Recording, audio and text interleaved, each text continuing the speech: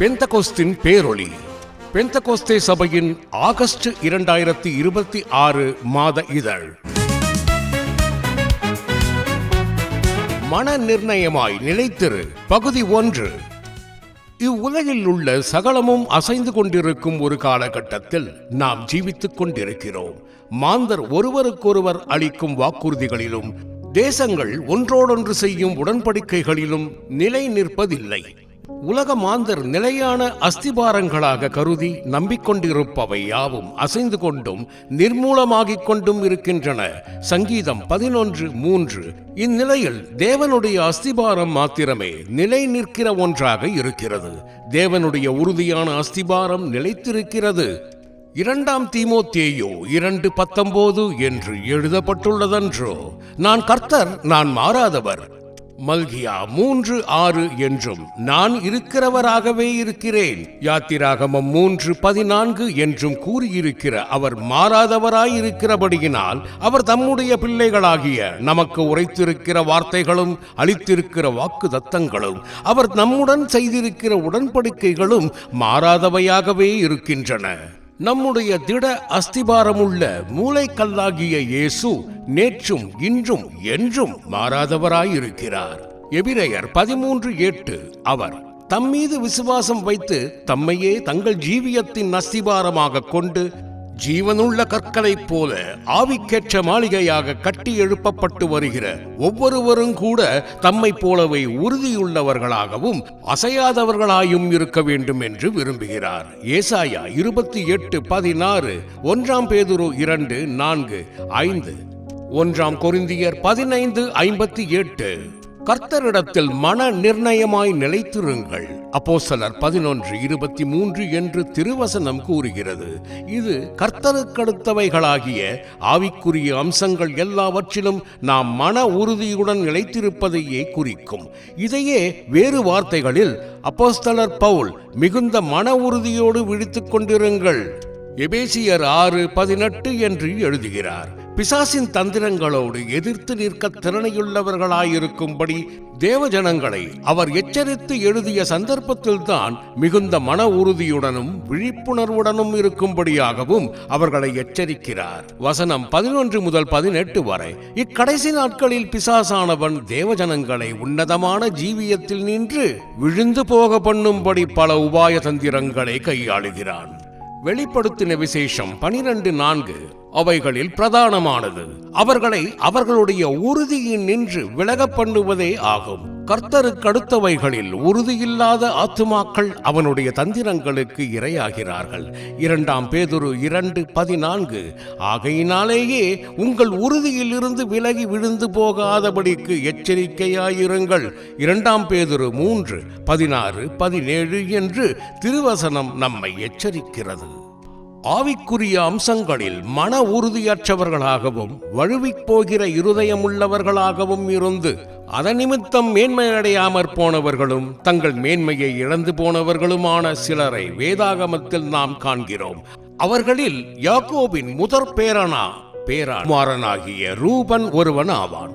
அவன் மேன்மையில் பிரதானமும் வல்லமையில் விசேஷமுமானவனாக பிறந்திருந்த போதிலும் தன் ஜீவியத்தில் பரிசுத்தத்திற்கான மன உறுதி இல்லாதவனாக தன் நல் நடத்தையை நின்று வழுவி போனான். தன் குற்றத்தை குறித்த பாவ உணர்வோ மனஸ்தாபமோ அவனில் உண்டாகவும் இல்லை.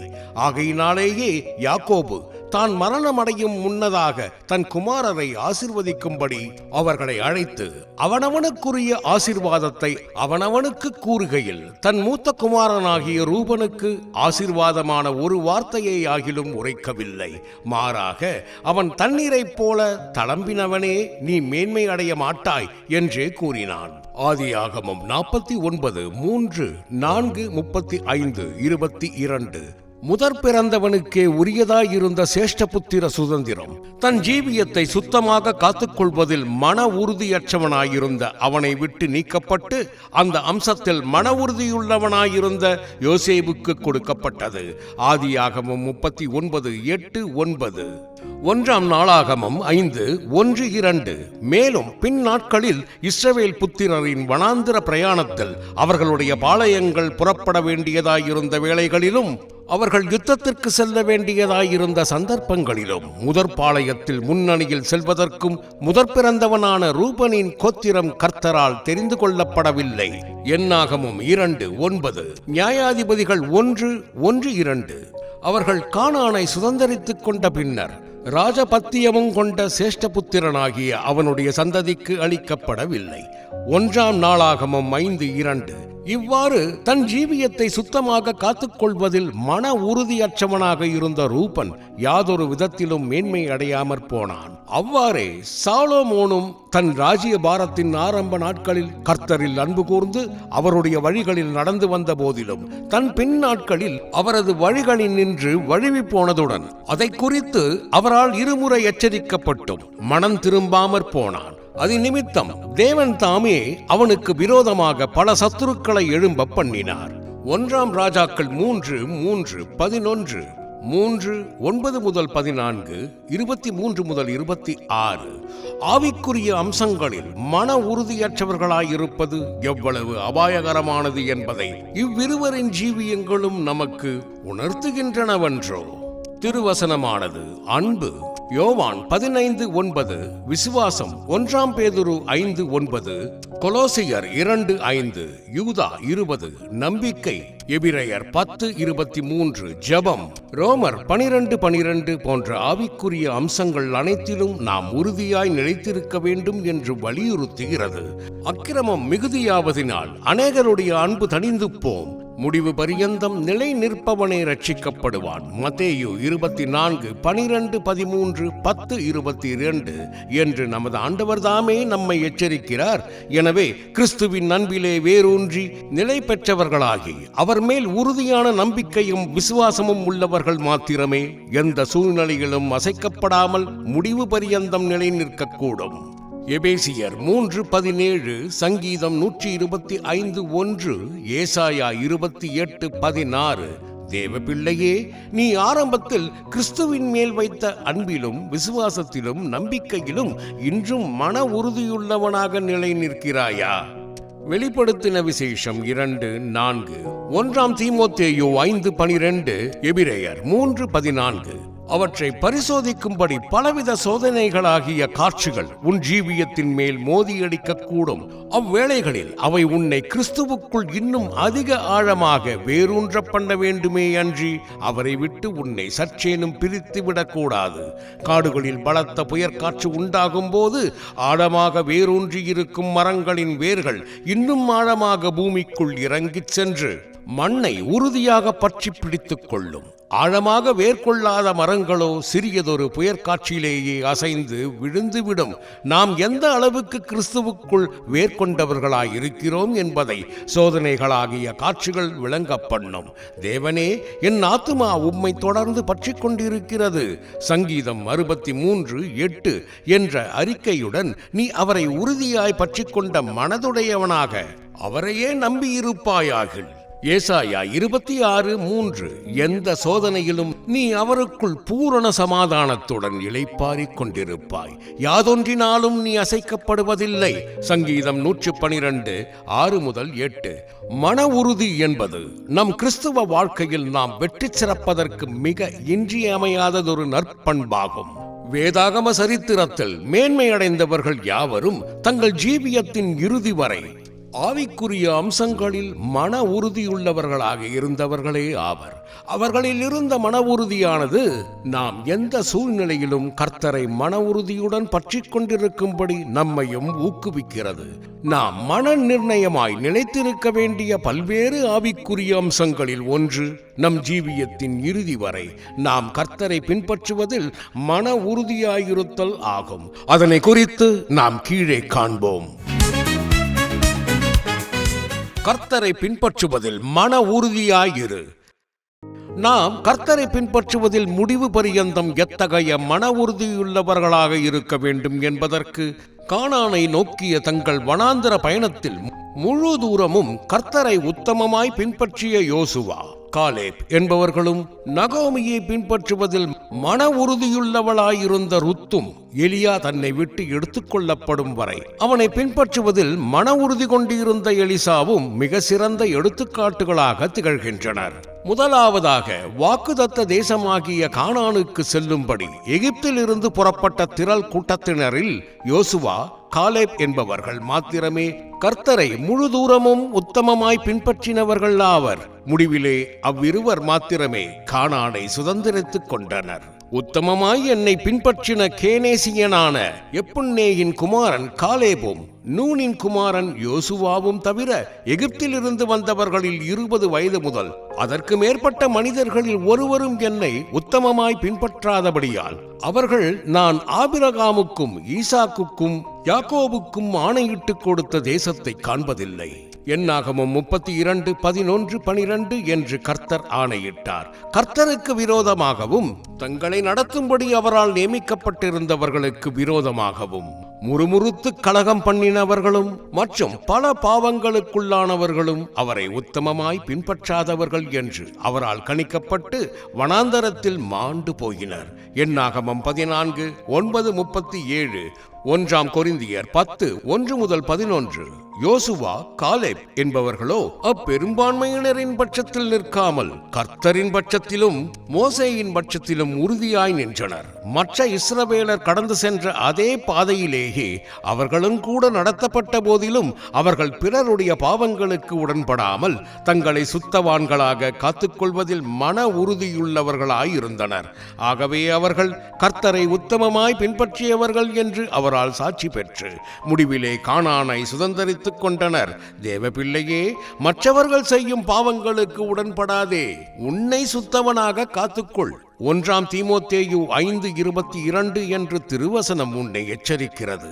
உன் ஆவிக்குரிய பிரயாணத்தில் நீ கர்த்தரை முழு தூரமும் உத்தமமாய் பின்பற்றும்படி மன உறுதி கொண்டிருக்கிறாயா? அவ்வாறாயின் யோசுவா, காலேப் என்பவர்களைப் போல நீ உன் பின் நாட்களில் நிச்சயமாகவே கர்த்தரின் நன்மைகளை நிறைவாய் பெற்றனுபவிப்பாய். முடிவிலே நீ நித்திய மகிமையையும் சுதந்திரித்துக் கொள்ளுவாய். இரண்டாவதாக, மோவாப்பிய பெண் பிள்ளையாகிய ரூத் தன் மாமியாகிய நகோமியையும் அவளால் தனக்கு அறிமுகப்படுத்தப்பட்டிருந்த மெய்யான தேவனையும் பின்பற்றுவதில் மன உறுதி கொண்டிருந்தாள். இஸ்ரவேலின் தேவனாகிய கர்த்தரை தான் அறிந்து கொண்டது முதல் அவரை உறுதியாக பற்றிக் கொண்டிருந்ததினாலேயே அவள் நகோமியிடம் உம்முடைய தேவன் என்னுடைய தேவன் என்று கூறுகிறாள். தங்கள் புருஷரை இழந்து போனவர்களாக யூதா தேசத்துக்கு செல்லும்படி தங்கள் மாமியாகிய நகோமியோடு புறப்பட்ட ஓர்பாள், ரூத் என்னும் இருவரையும் அப்பயணத்தில் ஊக்குவிப்போர் எவரும் இருக்கவில்லை. அவர்களுடைய மாமி தன்னோடு கூட வந்து கொண்டிருந்த அவ்விருவரையும் நோக்கி திரும்பி போங்கள் என்று கூறி அவர்களை முத்தமிட்டு அவர்களுக்கு பிரியாவிடை அளித்தாள். அப்போது அவர்கள் சத்தமிட்டு அழுது, உம்முடைய ஜனத்தண்டைக்கே உம்முடன் கூட வருவோம் என்று அவளிடம் கூறினர். ஆயினும் திரும்பி போங்கள் என்ற சத்தமே மீண்டும் மீண்டும் அவளிடம் இருந்து வந்து கொண்டிருந்தது. ரூத் 1:8-12. அப்போது அவர்கள் இருவரும் சத்தமிட்டு அதிகமாய் அழுதனர். ஓர்பாள் தன் மாமியை முத்தமிட்டு திரும்பி போனாள். யூதா தேசத்துக்கு செல்லும்படி தன் மாமியுடன் உற்சாகமாக புறப்பட்ட ஓர்பாளின் பயணம் வழியிலேயே முடிவுற்றது. மன உறுதியற்றவளாயிருந்த அவளை குறித்து அதற்கு பின்னர் வேதாகமம் ஒன்றும் கூறுவதில்லை. ருத்தோ தன் மாமியை விடாமல் பற்றிக் கொண்டாள். ஓர்பாள் திரும்பி சென்ற பின்னரும் தன் மாமியை பின்பற்றிக் கொண்டிருந்த ரூத்தை நோக்கி திரும்பி போ என்ற சத்தமே மீண்டும் அவளிடம் இருந்து வந்தது. ரூத் 1:15. அவளோ தன்னை நோக்கி மீண்டும் மீண்டும் வந்த அந்த சத்தத்திற்கு செவிசாய்க்காமல் தன் மாமியை நோக்கி, நான் உம்மை பின்பற்றாமல் உம்மை விட்டு திரும்பி போவதை குறித்து என்னோடே பேச வேண்டாம். நீர் போகும் இடத்திற்கு நானும் வருவேன், நீர் தங்கும் இடத்திலே நானும் தங்குவேன். உம்முடைய ஜனம் என்னுடைய ஜனம், உம்முடைய தேவன் என்னுடைய தேவன். நீர் மரணமடையும் இடத்தில் நானும் மரணமடைந்து அங்கே அடக்கம் பண்ணப்படுவேன். மரணமே அல்லாமல் வேறொன்றும் உம்மை விட்டு என்னை பிரித்தால் கர்த்தர் அதற்கு சரியாகவும் அதற்கு அதிகமாகவும் எனக்கு செய்ய கடவர் என்றுரைத்தாள். அவள் தன்னோடே கூட வர மன உறுதியாயிருக்கிறதை கண்டு நகோமி அப்புறம் அதை குறித்து அவளோடே ஒன்றும் பேசவில்லை. வசனம் 16 முதல் 18 என்று நாம் வாசிக்கிறோம். அவர்கள் இருவரும் பெத்லகேமை சென்றடைந்தனர். ரூத் யோதா தேசத்தை சென்றடைந்த போது சிறுமையும் எளிமையும் தனிமையுமே அவளை வரவேற்றன. ஆயினும் அதன் நிமித்தம் அவள் மனந்தளர்ந்து போகவும் இல்லை. அங்கே தனக்கென்று சுயமாக ஒரு வாழ்க்கையை தெரிந்து கொள்ளவும் இல்லை. அப்போதும் அவள் தன் மாமியோடு தங்கி அவளுடைய சொற்கேட்டு நடந்து வந்தாள். இதனையே போவாஸ் உன்னுடைய பிந்தின நற்குணம் என்று குறிப்பிட்டு அவளை பாராட்டினான். ரூத் 3:10. அத்துடன் அவன், மகளே, நீ பயப்படாதே, உனக்கு வேண்டியபடியெல்லாம் செய்வேன். வசனம் 11 என்று அவளுக்கு வாக்கு பண்ணினான். அதை தொடர்ந்து அவள் மிகச் சிறப்பான ஆசீர்வாதங்களை கண்டடைந்தாள். அவன் போவாசின் மனைவியானாள். ராஜாவாகிய தாவீது, கர்த்தராகிய இயேசு ஆகியோரின் வம்ச வரலாற்றில் அவள் இடம்பெற்றாள். இஸ்ரவேலின் தேவனாகிய கர்த்தருடைய செட்டைகளின் கீழ் அடைக்கலமாக வந்த அவள் அவரால் நிறைவான பலனை அடைந்தாள். ஆம், கர்த்தரை முற்றுமுடைய பின்பற்றுகிறவர்கள் அவரையே முற்றிலுமாக தங்களுக்கு சொந்தமாக்கிக் கொள்வர். மூன்றாவதாக, தீர்க்கதரிசியாகிய எலியாவுக்கு பணிவிடை செய்கிறவனாக அவனை பின்பற்றிக் கொண்டிருந்த எலிசா. 2 ராஜாக்கள் 3:11. அவன் தன்னை விட்டு எடுத்துக்கொள்ளப்பட்ட நாள் வரை, ஏன் அந்த நொடி பொழுது வரை முடிவு பரியந்தம் உண்மையுடன் அவனை பின்பற்றினான். எலியா எடுத்துக்கொள்ளப்பட்ட நாளில் அவனுடன் செல்லும்படி அவன் கில்காலில் இருந்து புறப்பட்டது முதல், நீ இங்கே இரு, அதாவது நீ என்னோடு கூட வர வேண்டாம் என்ற சத்தமே எலியாவினிடத்தில் இருந்து அவனை நோக்கி 3 முறை மீண்டும் மீண்டும் வந்தது. 2 ராஜாக்கள் 2:2-4-6. அவனோ அம்3 முறையும், நான் உம்மை விடுகிறதில்லை என்று கர்த்தருடைய ஜீவனையும் உம்முடைய ஜீவனையும் கொண்டு சொல்லுகிறேன் என்று கூறி மன உறுதியுடன் எலியாவை பின்பற்றிக் கொண்டிருந்தான். இவ்வாறு அவர்கள் இருவரும் ஒருமித்து நடந்த யோர்தானின் கரை வரையிலும் சென்றபோது எலியா தன் சால்வையை முறுக்கி அதன் தண்ணீரை அடித்தான். தண்ணீர் இரு பக்கமாக பிரிந்ததினால் இருவரும் அக்கறைப்பட்டனர். அவர்கள் பேசிக்கொண்டே நடந்து போகையில் சடுதியாக எலியா அவனை விட்டு எடுத்துக்கொள்ளப்பட்டான். அவன் சுழல் காற்றிலே பரலோகத்திற்கு ஏறி போன போது மேலே இருந்து அவனுடைய சால்வை எலிசாவினிடத்திற்கு கீழே வந்து விழுந்தது.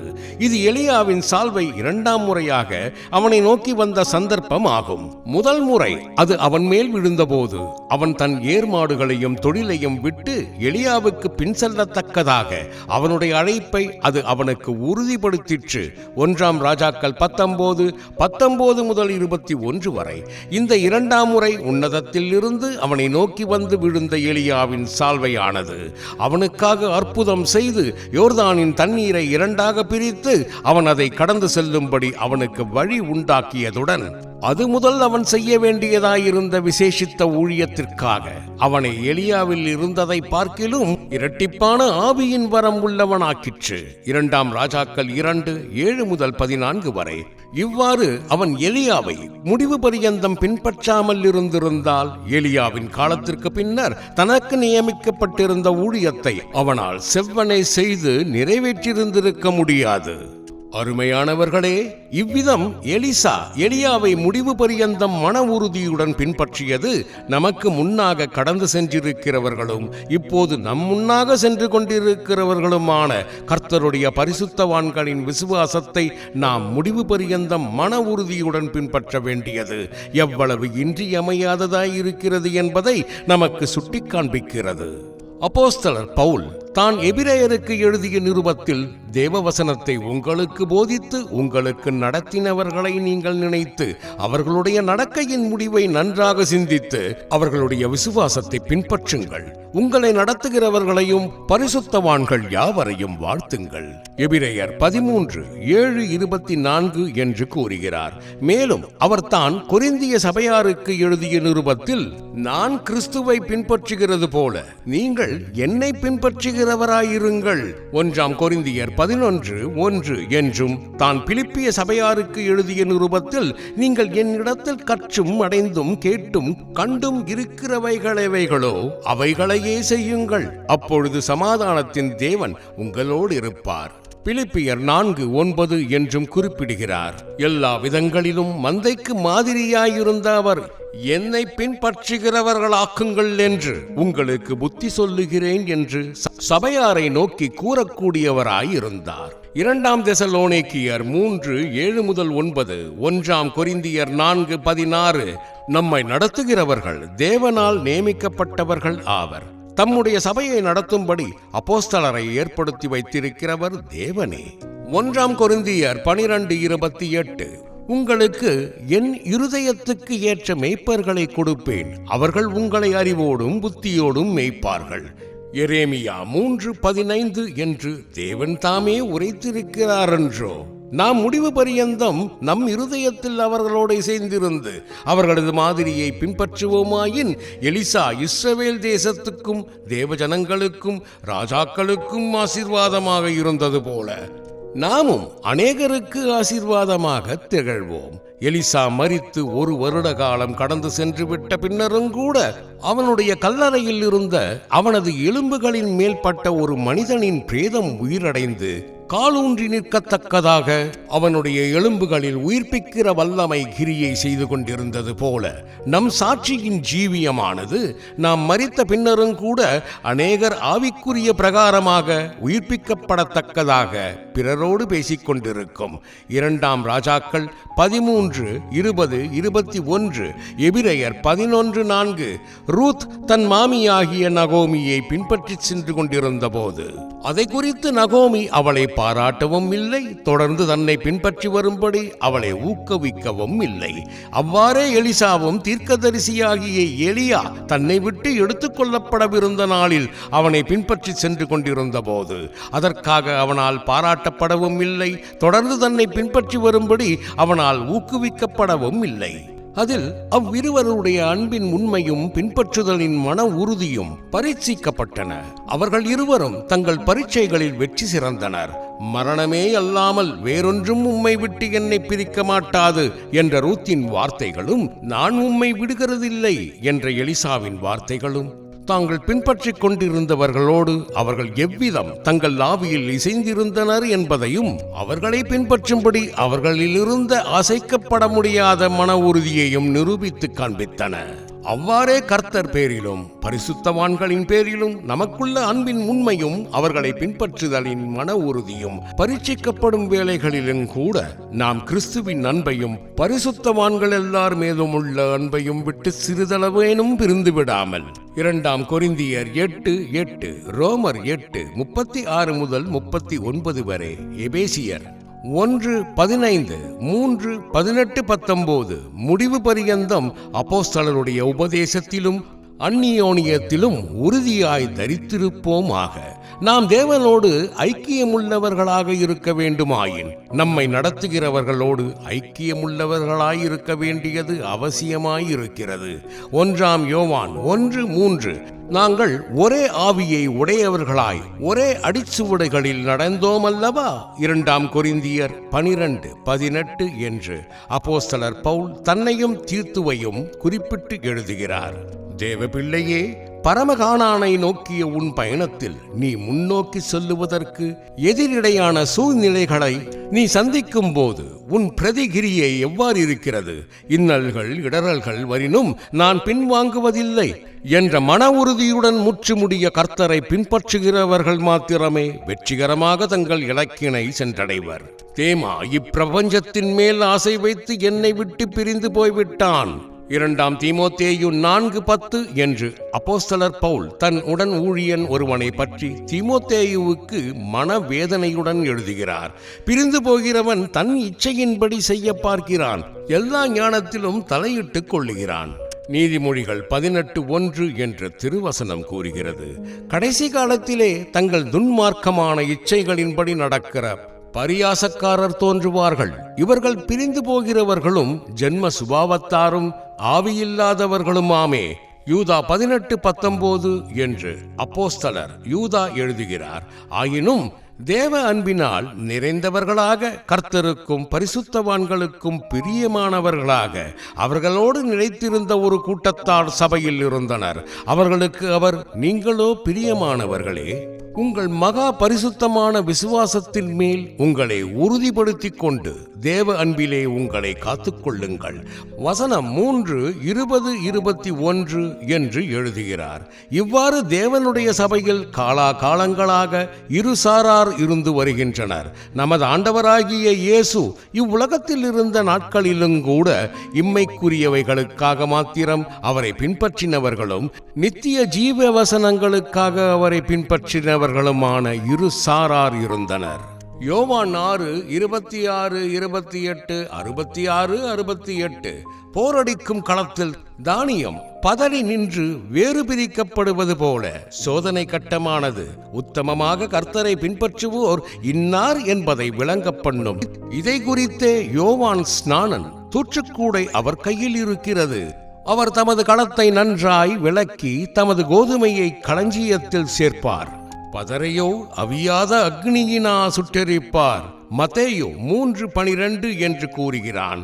தேவன் தமது ஜனங்களில் ஒரு சாரரை நோக்கி, நான் உங்களை கோலின் கீழ் செல்லும்படி செய்து உங்களை உடன்படிக்கையின் கட்டுக்குட்படுத்தி உங்கள் பேரில் பிரியமாயிருப்பேன் என்றும், அவர்கள் மத்தியில் இருந்த மற்றொரு சாரரையோ கலகக்காரர்களும் துரோகிகளும் என்று குறிப்பிட்டு அவர்களை உங்களை விட்டு பிரித்து போடுவேன், அவர்களை தாங்கள் தங்கும் தேசத்தில் இருந்து புறப்பட பண்ணுவேன், அவர்கள் இஸ்ரவேல் தேசத்தில் பிரவேசிப்பதில்லை என்றும் உரைக்கிறார். எசேக்கியேல் 20:37-41 வரை. ஆம், தேவன் தமது நடத்திப்பாகிய கோலின் கீழும் தமது உடன்படிக்கையின் கட்டுக்குள்ளும் நிலைத்திருப்பவர்கள் பேரில் பிரியமாயிருப்பார். கலகக்காரரையோ அவர் நியாயந்தீர்ப்பார். அடிமையானவன் என்றைக்கும் வீட்டிலே நிலைத்திரான், குமாரனோ என்றைக்கும் நிலைத்திருக்கிறார். ஆகவே நாம் எல்லா சூழ்நிலைகளிலும் அவருடைய பிரியமான பிள்ளைகளாக அவரோடு நிலைத்திருந்து அவரை பின்பற்றுவோமாக. யோவான் 8:35, லூக்கா 22:28, எபேசியர் 5:1. அருமையான தேவ பிள்ளையே, யோசுவா, காலேப் என்பவர்களைப் போலவும் ரூத்தைப் போலவும் எலிசாவைப் போலவும் நீ கர்த்தரில் அன்பு கூர்ந்து உத்தம இருதயத்துடனும் மன உறுதியுடனும் முடிவு பரியந்தம் அவரை பின்பற்றுவாயாக. உன்னை நடத்துகிறவர்களின் விசுவாசத்தை நீ இறுதி வரை பின்பற்றுவாயாக. உன் அன்பும் விசுவாசமும் மாயமற்றவையாயிருப்பதாக. ரோமர் 12:9, 1 தீமோத்தேயு 1:5. இவ்விதம் நீ கர்த்தரை நேசித்து அவரை பின்பற்றுவாயாகில் இம்மையில் அவர் உனக்காக ஆயத்தம் பண்ணியிருக்கிற அனந்த நன்மைகளை நீ பெற்றனுபவிப்பாய். மறுமையில் வல்லமையோடே உதிக்கிற சூரியனைப் போல நீ பிரகாசிப்பதுடன் ஜீவ கிரீடத்தை பெற்று 1 கொரிந்தியர் 2:9, நியாயாதிபதிகள் 5:31, யாக்கோபு 1:12. உன் நேச மணவாளனோடு என்றென்றும் அரசாளுவாய்.